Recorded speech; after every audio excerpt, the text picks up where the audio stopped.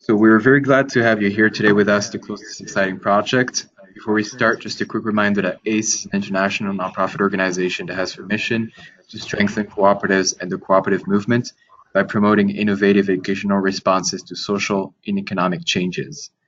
ACE is very proud to present this webinar series sponsored by the CHS Foundation. Today's webinar is entitled Growing the Future for Youth in Rural Communities. What can you do to make a difference? And is presented by William J. Nelson. It is very hard to give the full bio of William Nelson because he has done so much for the cooperative movement. But just to say a few words, William J. Nelson is an independent consultant who works with educational organizations, membership associations, cooperatives, and nonprofits as they address personal, professional, and organizational transitions. William is a founding member of the Ralph K. Morris Foundation and currently serves as its board chair. He's also a longtime member of ACE and CASC, has served as the president and executive administrator of ACE, and has received several awards and recognitions from ACE over the years. Thank you very much, William, for being here today with us, and the floor is yours. Thank you, Julian.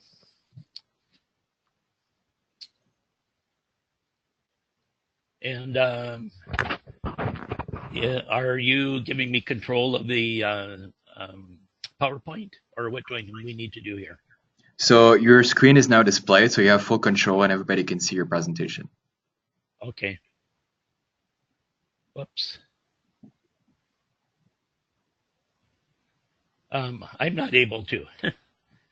What do I need to do here? So go to your presentation on your computer. Okay.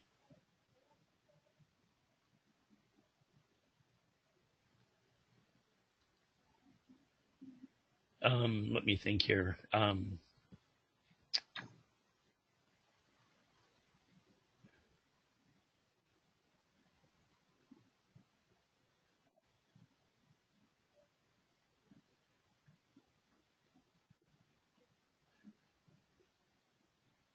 Are you able to see it now?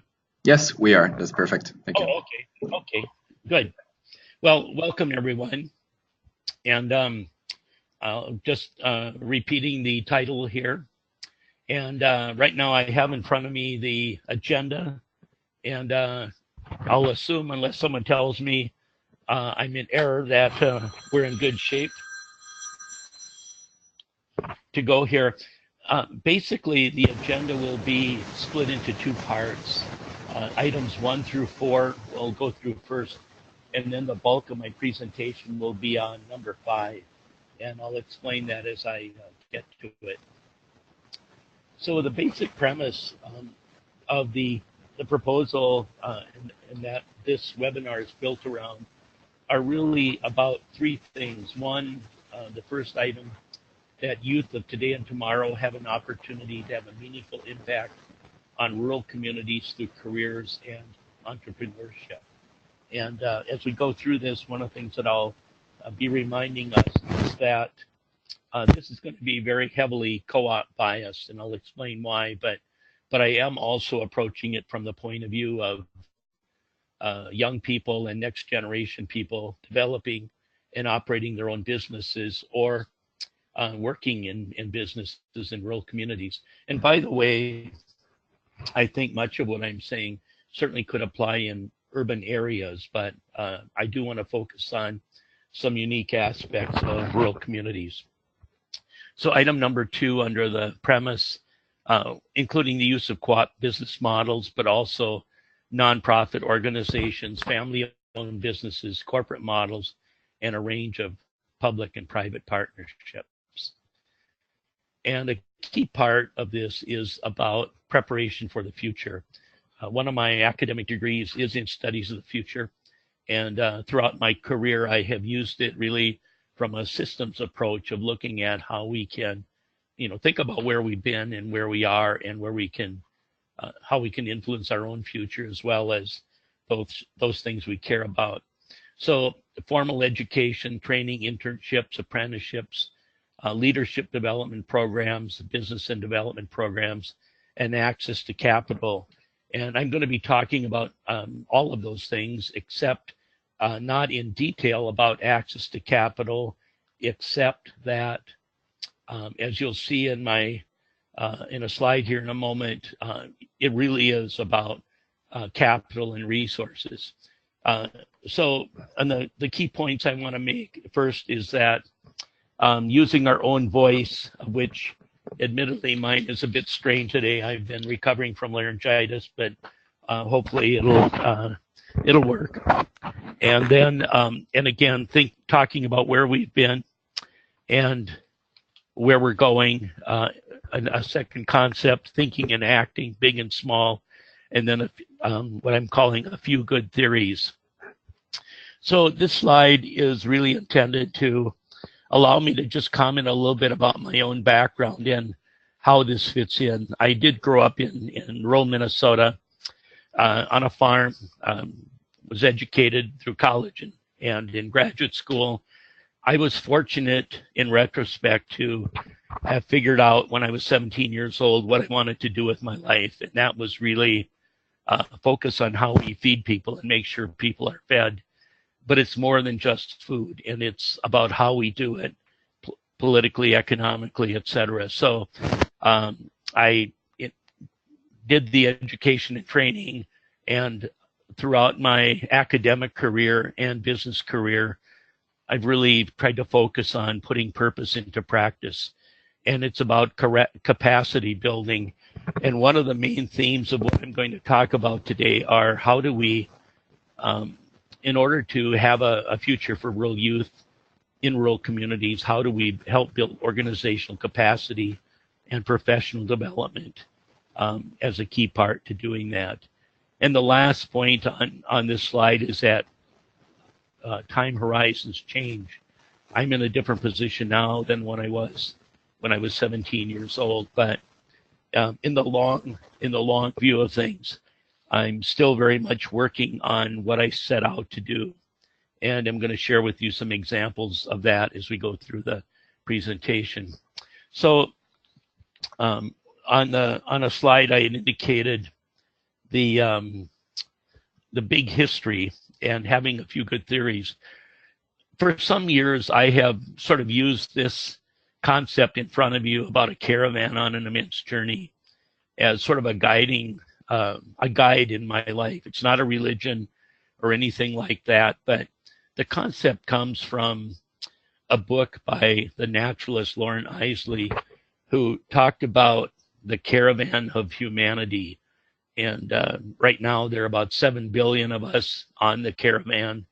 And he points out that as we move through time, everything that we do as an individual on this caravan is unique, but there are really only two events that are individual, truly, and that's the moment of birth and the moment of death.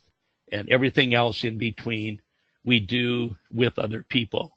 And I won't go into more detail on it, but as I go through a few of the concepts, you'll get a sense of what I'm talking about.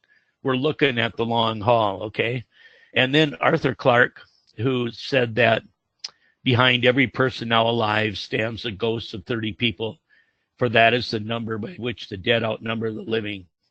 And according to sources like Wikipedia and some others, the estimates are that there have been about 100 billion people that have lived on the planet Earth since we started defining what a human being is. And I think it's important in this context to help us understand that there are a lot of people who came before us. There are people who will go on after us. And as we learn and from people from the past and our own new experiences, perhaps we can help make a contribution that will continue into the future. So having a few good theories is a second point. My example of the caravan is what some would call big history or cosmology, etc. Another term that I'm sure you've all heard of is the concept of tipping points. You know, what are those things that can make a difference? There are a lot of these out there.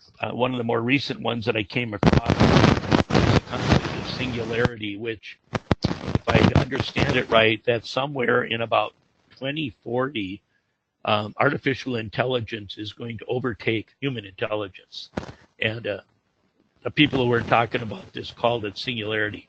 I have absolutely no idea if that's correct or not, but the point is be able to look big and look small.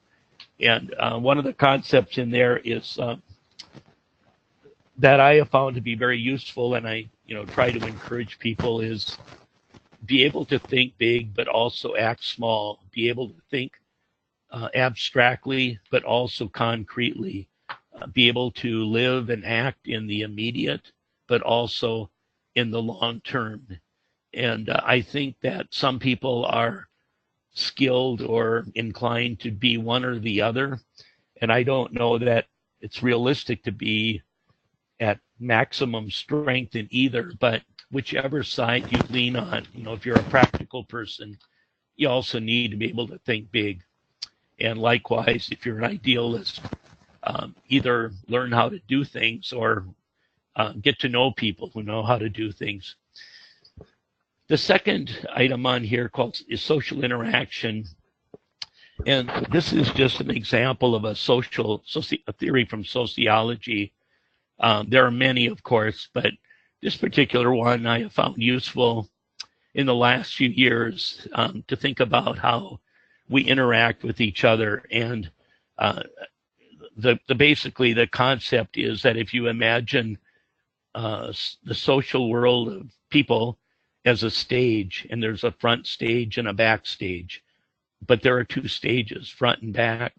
And I always enjoy thinking of examples of this, and one that comes to mind readily is what happened in our White House in the U.S. a couple of days ago, in which our House Minority Leader, a Democrat, Nancy Pelosi, and Chuck Schumer, the Senate Minority Leader, went to meet with the president to talk about a proposal to avoid government shutdown. And the plan was to close the door. Unfortunately, I think, or whether it was unfortunate or not, I don't know, but just as the meeting was to start, the president decided to leave the door open and invite the press in. And so what we witnessed for a period of time was this very unusual situation in which Nancy Pelosi kept trying to get the president to let's talk in private, and he didn't want to do that. And she finally said, we're going to tell you some things that you probably don't want us to be public, basically, that you're not telling the truth. And Schumer refused to look at the president. So after the meeting, Schumer and Pelosi went out and did the normal thing, which was talk to the press. And according to insiders, the president left the room and threw the folder of briefing notes that he was supposed to be using across the room. And, it's an example of something playing out where there is a reason why you do some things in private, some things in public. And I think it's important these days because we use the word transparency so often, but we have to think about what it means. And the other obvious example is what's happening in social media. I've had the experience this week of when writing text messages, and I don't do many, mostly just to family members. Somehow my phone has gotten to the point where it knows what I'm going to write. So I have this sense of someone looking over my shoulder, putting the words in just as I put in a letter. I don't mean to over dramatize this, but we're living in a world in which the 7 billion people of us are very much in a public view of things, and we don't fully understand that. Finally, the last point I want to make is in respect for the importance of research-based knowledge and an academic viewpoint. I think in the cooperative world, it's important that we think about that. Most of my career has been in agriculture, and the two prominent theorists were Edwin Norris and Aaron Shapiro. And Edwin Norris was an economist. He was an advocate for a cooperative being a mechanism for producers, farmers, to deal with market failure, and basically said that farmers should organize cooperatives to solve the market failure problem, and then you can dissolve them. Sort of a defensive approach. Aaron Shapiro, though, was an attorney who took the opposite approach and basically said that, in this case, producers, farmers, should go on the offensive and they should try to create a monopoly.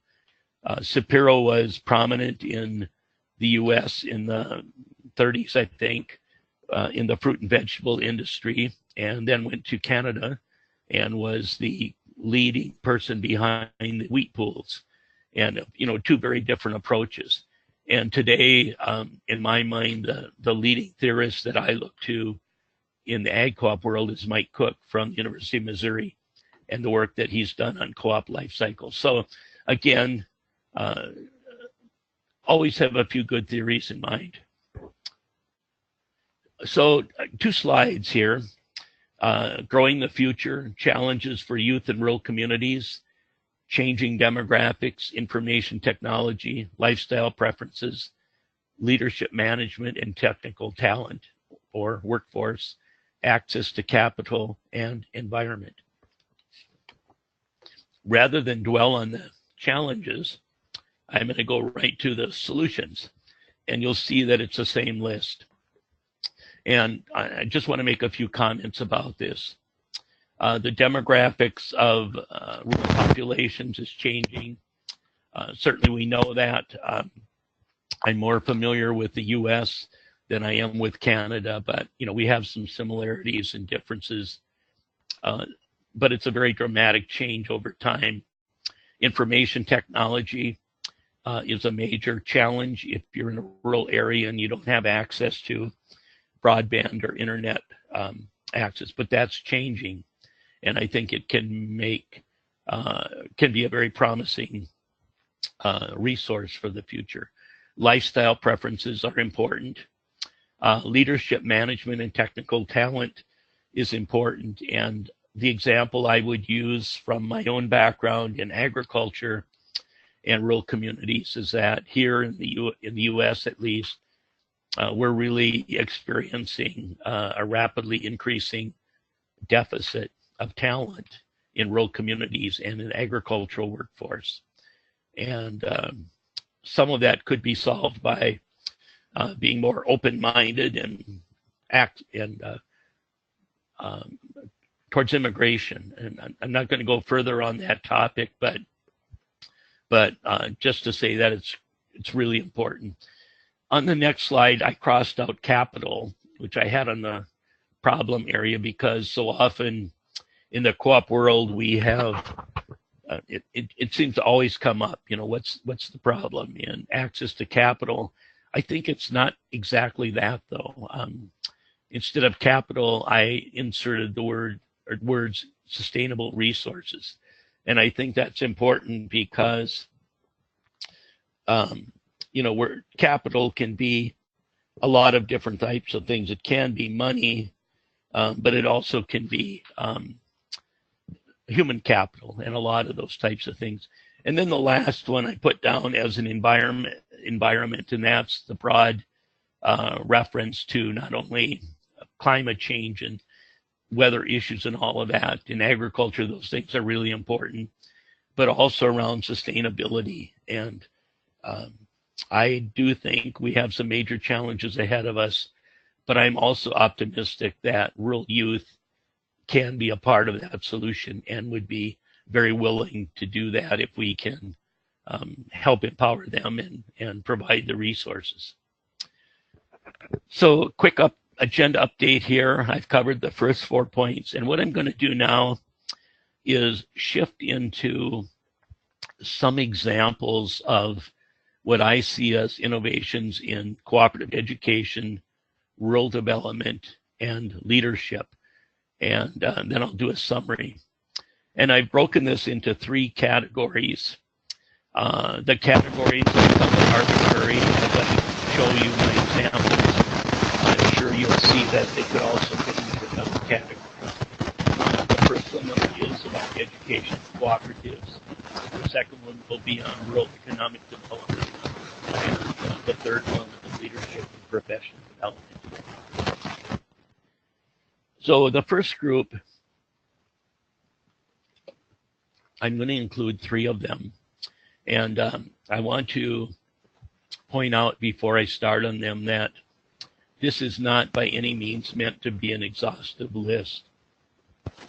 But what you're going to see are some examples that I've chosen primarily from organizations that I have either been involved with as a funder when I was president of the State Chess Foundation and or the Cooperative Foundation before that. But also, I want to highlight some examples of how they have changed. And again, with great respect for a lot of other examples that I'm not including here, but are very comparable. So the first one is at the top of the list for a reason, and this is the Cooperative Educators Network that hopefully you're familiar with.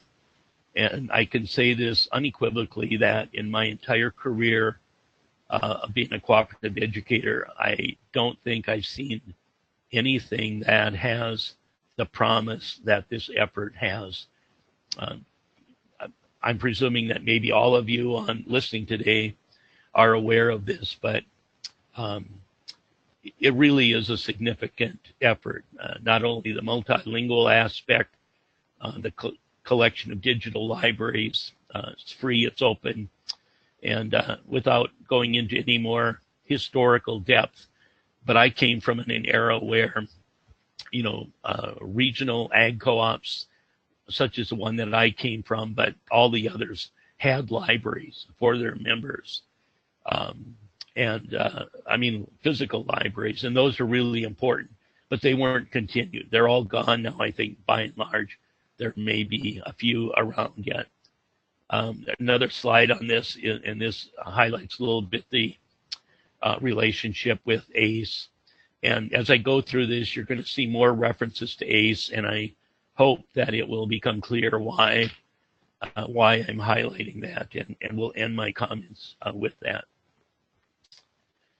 So the second example is from the CHS Foundation. And again, I want to comment that I served as the president of the CHS Foundation for about 25 years. I've been gone now a little over almost 3 years, and I've not stayed involved with CHS. I've chosen to, I'm involved in several other things, but I have been really impressed over the last year about some of the things that I've seen coming out of this, and I just want to highlight a few of them as examples. And then if I haven't already said it, I want to emphasize that during the first part of my career, I really focused on the curriculum, the programming, the functions of cooperative education. But as I progressed through it, I really became more involved in the funding. How do we support it? So the example that I'm using here as my second example under youth programs is a program, or is a Wisconsin Farmers Union story that's in a magazine that CHS puts out. You can see a little bit of it there. And by the way, there are live links on several of these slides, but I don't have live links on all of them. I am going to add live links to the ones that I don't have before the webinar gets posted. So if you want to go back later and look at the others, you can do that. So here's an example of work that the National Farmers Union is doing, which of course includes Wisconsin and several other states. The one program I want to highlight here is the College Conference on Co-ops, which has been going on now for about 25 years. And to let you know that if you have college students who may be interested, they are right now in the process of recruiting students. It's kind of an invitation situation in that the 100 spots, 100 or so, are allocated out to universities. And I know they have been reaching out to some of the Canadian universities, but if you're interested in it, let them know. They also do an all states leadership camp, have a national youth advisory council. And I want to add that in the US, many of our state co-op councils used to have youth programs. They're pretty much all gone now, with the exception of Cooperative Network, which is Minnesota and Wisconsin, which has about a 3-day program. But I do know that a number of the Canadian provincial co-op associations, such as in Ontario and Saskatchewan and Alberta, at least from their websites, it looks like they have very active youth programs, and I commend them for that. And if any of you are listening and you have the chance to help support it, please do so. The third example on my list here is, there are 2 slides I think I have on the National Teach Ag campaign. And the reason I'm including this is because in the US, we had a very defined need for more vocational ag teachers. Vocational ag programs in high schools have been growing, including in urban schools, growing in number and size. And the CHS Foundation some years ago began funding the National Teach Ag campaign. You can see on the list of sponsors now, several other organizations are doing this. And the reason I wanted to put this up there is because what the Teach Ag campaign has done is they've identified a need, they've done the research, and they've become really good at communicating it out to funders and other people. And if you dig into them a little bit, you'll see that they have a pretty good handle on where the future ag teachers are coming from, vacancies, all of that. And as I've worked with them over the years, I've often thought about what if we could do that in the co-op world. If we could develop the database of who the next generation of co-op leaders and employees and professionals are going to be, we could be farther ahead. The other thing that happens from a sponsor's point of view is that in this case, there wasn't anything particularly unique about CHS as a cooperative doing this. We were doing it because we cared about the next generation of rural leaders. But as other companies start to fall in place, in this case, Corteva, BSF, Growth Energy, and others, which are not cooperatives, it has provided them with a way to learn more about how cooperatives fit into the framework. The second slide, though, is what I really wanted to highlight here. And this happened after I left CHS, but I am really pleased to see it. And what they did is they have funded a new effort under the Teach Ag, or under the Ag Ed people, to help work on cooperative education. They've just hired a director here, I think, recently. And, I've encouraged them to connect with the rest of the cooperative education network, and I know that they will, but it could be a resource down the road for everyone. Now going into the second category around rural economic development. I have 5 examples here. And these are not necessarily all cooperatives, but we are in this webinar trying to look at rural communities in a broader sense. But I'll make a few comments on each of these. The first is a nonprofit called Ogallala Commons. You can see the graphic there. It's basically the region is the aquifer system, and a nonprofit. It's been around a number of years. I've got one more slide on this, but it's an organization that really has looked at the region as a workforce and leadership development ecosystem. And the programs involved youth entrepreneurship, youth engagement, apprenticeships, various types of things, leadership coaching, etc. And so one of the things we've been doing for a number of years are youth engagement programs, basically high school students in rural communities working with local economic development agencies, doing internships, and even some starting businesses. For those of you who are listening to the webinar and are interested in learning more about a rather unique way to engage rural youth, I'd really recommend this to you. You can go to their website and learn more about them. Things that have been really impressive to me is a skill development, career exploration, building professionalism, expanding networks. And they are really, I think, doing a good job of reaching the community. If you look at the interns here, you can get a sense that many of them from the southwestern part of the region are Hispanic, Latino, in the northwest corner from South Dakota, Native American young people.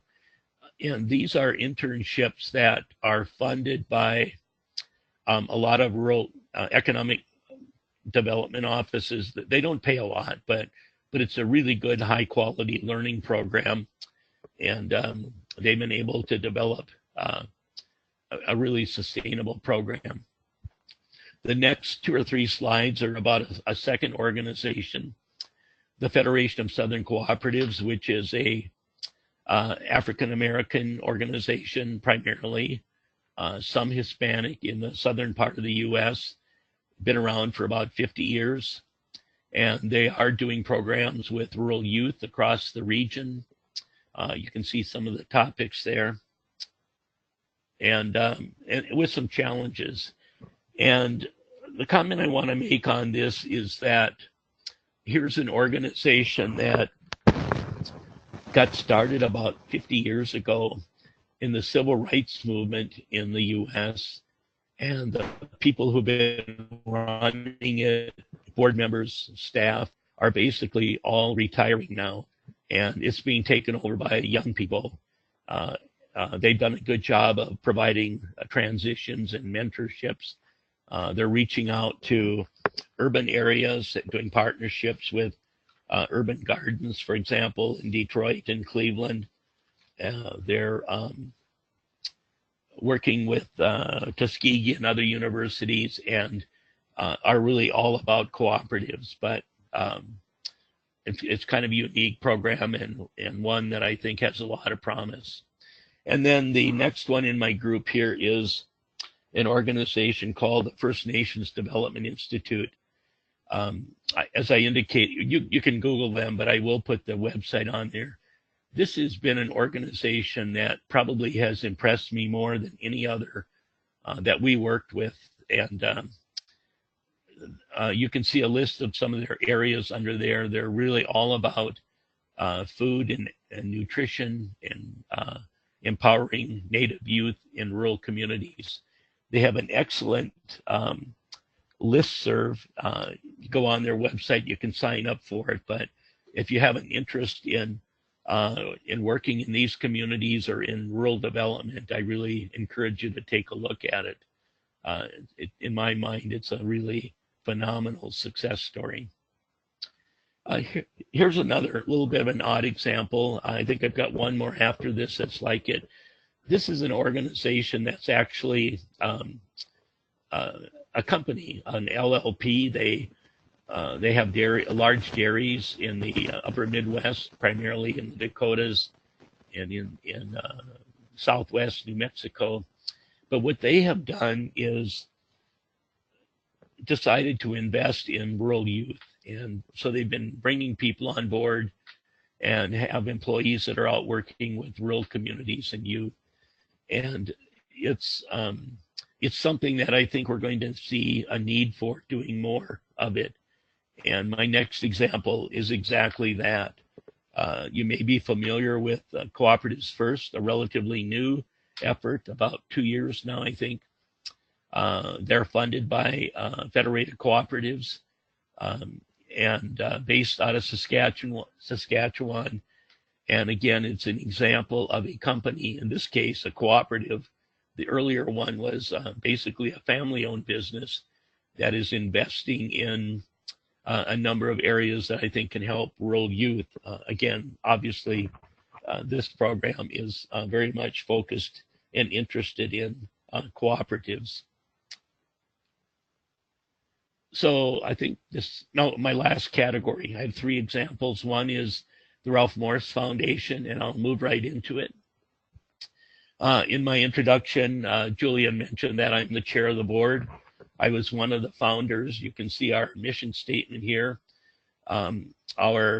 We were formed when Ralph Morris, who had been a prominent co-op attorney, passed away, and we been operating now for about 17 years. We focus on two things: cooperative education and land and water stewardship. And we do it through two ways: professional development scholarships and sponsored symposium. Since we started, we've done over 1,800 professional development scholarships, and those are basically individual scholarships to help young people attend cooperative education programs like ACE and others. We do take applications from Canada. I want to mention that. And the land and water stewardship is a new area that we've just begun working in part because of not only Ralph, but other people who have been interested in that. The next group, got 3 or 4 slides on NCBA. You're probably familiar with NCBA CLUSA. It's been around 100 years. I wanted to highlight them because they're in a situation now where they have new leadership, a lot of new staff. They have redefined a program that they've had a number of years, but it's got a whole new approach around Cooperative Leaders and Scholars Institute. And they have a Cooperative Impact Conference. I am, by the way, keeping an eye on the clock here, so I'm speeding up a little bit. But again, I mention this because here's an organization that's been around 100 years. They're involved in both U.S., domestic and international, but they're constantly reinventing themselves, and it's really good to see. Next example, if you've been on the webinars, you've already heard about. This is the Co-op Mastery Beyond Co-ops 101 program at The Ohio State University. Hannah Smith and Ivory did a webinar a few weeks ago on this. I wanted to highlight it again because it's another example of reinvention. The short story here is that decades ago, the ag co-op industry had contributed about $500,000 to OSU for a co-op center or chair. It wasn't really clear. And then it basically stalled out, and for decades, literally. But a few years ago, when a very popular dean was retiring, a few of us got together and decided, this might be a time to restart it. And, went through the normal challenges of focusing on mission and organization, all of that. But I'm really pleased with what I see coming out of there. It's being run by young people, working with older people, and is an opportunity to work on director education, taking it to a new level. They were at the ACE conference in Minneapolis this summer. They did the webinar, and they're going to be featured at the National Council of Farmer Cooperatives education conference in January or February. And then finally, I'm near the end here, but again, I want to put in a highlight for ACE. ACE has been around 50 years. In fact, 50 years ago, ACE was incorporated. The signing of it happened in Quebec, which is going to be the site of the ACE Institute this year. And as I wrap this up, I just want to highlight the absolute importance of a professional organization. I have been the administrator, the president, the newsletter editor. I've rescued it a few times, worked with the boards in many times, but it really is a treasure, if you will. I I think of the Nitty Gritty Dirt Band song, Ain't It Great to Be Part of Something Good That's Lasted So Long? And I applaud them for that, but it's not easy. And remind people, if you're listening here today, that the deadline for proposals for the upcoming institute is Saturday. And then my summary, think and act big and small. It's really about organizational capacity building. It's individuals, it's groups, and it's champions. And I mentioned a few of those today. There'll be more champions in the future. And again, I think leadership and professional development is critically important. And I'm saying this, this slide about ACE, but it could apply to any organization. If you're going to be a member, be an active member. Help build organizational capacity, pay your dues. If you can be a sponsor, do so. Help the board succeed, and that includes running for the board, becoming a board member, learning, and getting involved. And then where I am in my own life is I've had a chance to be part of these endeavors, and we're always in transition. Organizations are, individuals are, and it's important, I think, to take the advice of Abraham Lincoln, who said that if we can know something about where we are and how we got there and where we are trending, and if the outcomes which lie naturally in our course are unacceptable, to make timely change. And if you parse that out, there's several things that jump out at you. You need to know something about where you are, what's going on out there, how'd you get here, where does it look like we're going, and is this where we want to go? And if not, make change. And make sure you have the skills to do so. Several years ago, I was fortunate to receive the William Halushko Award from ACE. It was the first award I'd ever gotten out of high school. I was not expecting it, but the Halushko Award is for cooperative educators under age 35. And my name was called from the audience. There had been other awards given ahead of me. I think it was the first ACE conference I was at, in fact, but as I walked up to the podium, I realized that I was expected to make a few comments. And I did, and I made these 2 points. Get involved in things you can't do alone, and get involved in things that you can't complete in your own lifetime.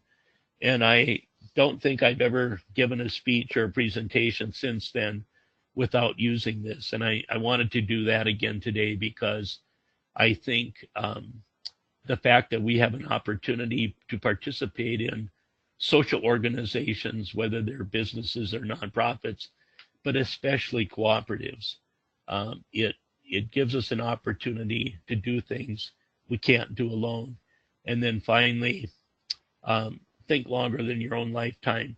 I.F. Stone said that, in answer to what are you trying to do here? The answer is, if you expect to see the final results of your work, you haven't asked a big enough question. And on my phone or clock, I have 12:47. I think we may have a time yet for a few questions. So I'm going to see if I can get out of the PowerPoint here and check in with Julian and the staff at ACE to see if we might have time for questions or how we might proceed before we wrap up here.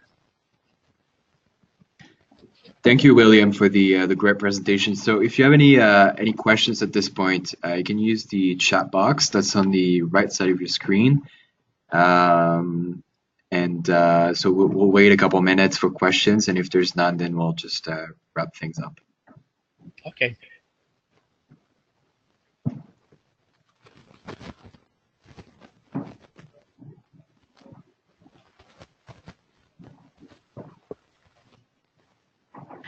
Well, this is Kathy Stotts from Wisconsin Farmers Union, and thank you, William, for mentioning some of the programs that Farmers Union has held dear for many years, going back to the 1930s. I too am really interested in this notion of tracking the next generation and connecting the dots across the various organizations that are doing cooperative youth programming. What do you think it would take to get the cooperative movement as a whole to put the resources behind capturing some of that data? I think about the way an alumni association at a college, for example, keeps track of folks and certainly follows up with them and provides them with opportunities, even as they invite them to give back if they're able. I just wonder if that's a model. Is the cooperative, movement too large, too unwieldy, too difficult with all the different sectors and industries represented to make something like that even possible? Thank you, Kathy. I'll make a brief comment, but hopefully maybe there are others on the webinar who could chime in and respond as well. I think you alluded to a really key point, and that's the unwieldiness of this. And I think one of the challenges that we in the co-op world have is it's so massive and multidimensional. We have generations, we have sectors, we have countries, we have languages, and it's sort of why I think it's important to think about the big picture and then break it down into smaller parts. I think in a way this is what ACE has been trying to do from its beginning, and we often have, as an organization, have wrestled with exactly where to take the bite or where to get involved with.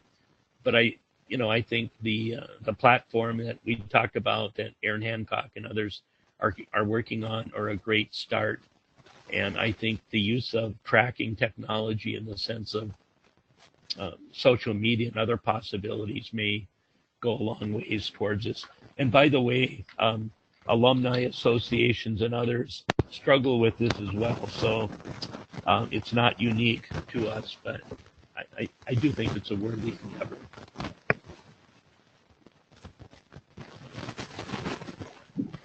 Thank you, Kathy, for the question. Thank you, William. Is there any other questions on the among the participants?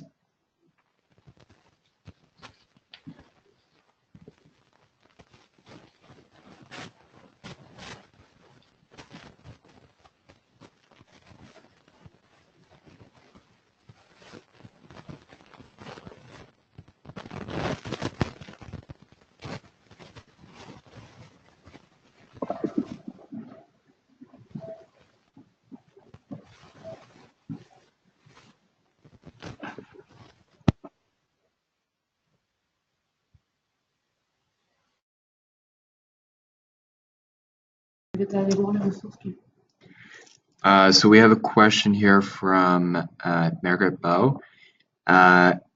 Do today's young people see co-ops as authentic?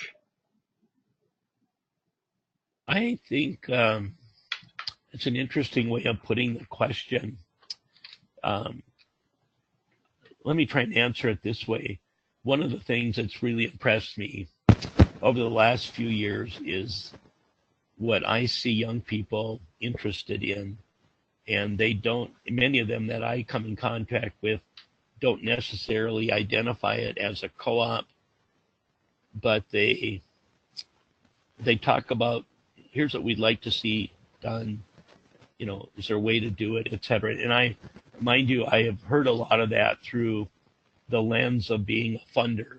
People would come to us earlier in my career at the Co-op Foundation, but at the CHS Foundation, we hear it all the time at Ralph Morris, and I honestly think the interest has never been greater.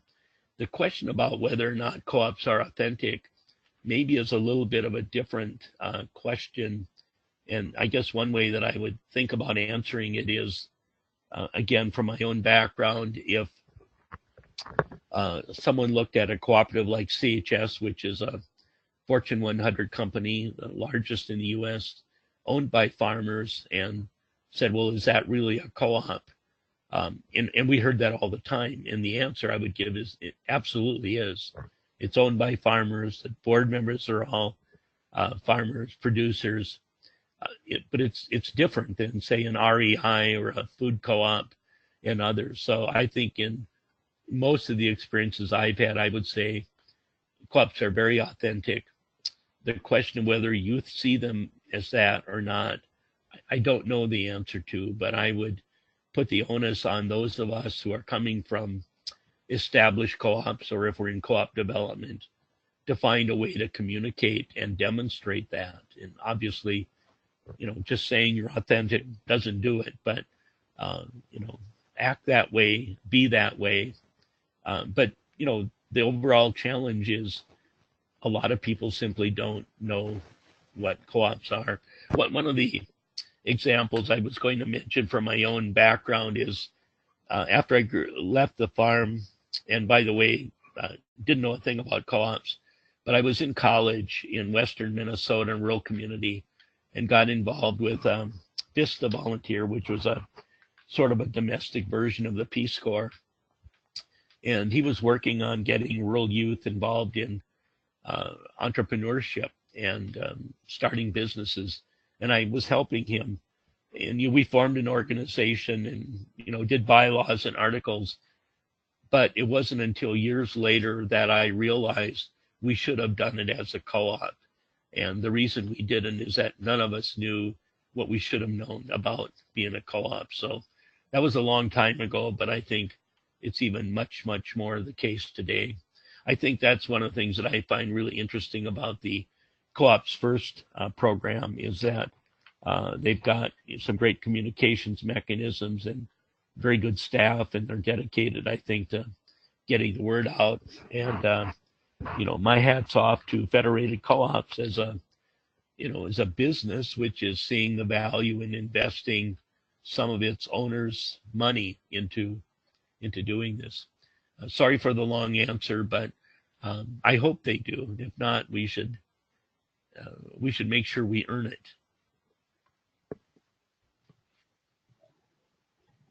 Thank you, William. I think it covers the question very well. Was there any other questions on the among participants? If so, you can use the chat box on your screen. So I'll give you 1 minute to ask questions if you have any. Otherwise, we'll wrap things up.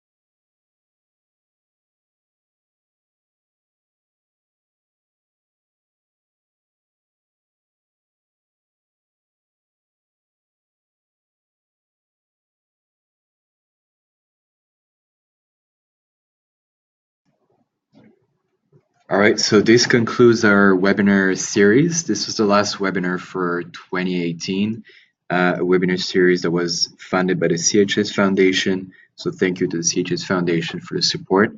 And thank you so much, William Nelson, for the wonderful presentation. I know you've been an inspiration for a lot of us in the co-op sector, to me and to other people.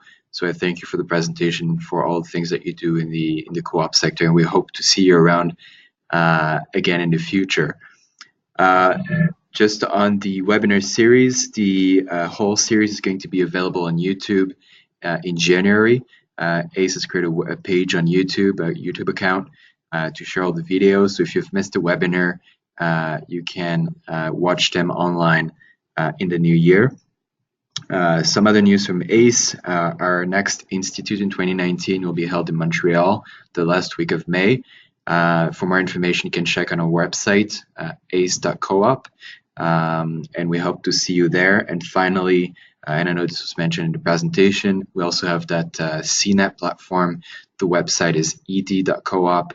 It's a wonderful database of resources for people learning, teaching, educating, or more on the co-op sector.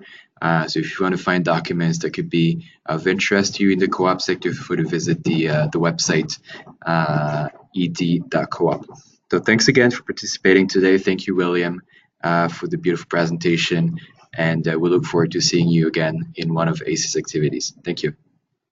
Thank you.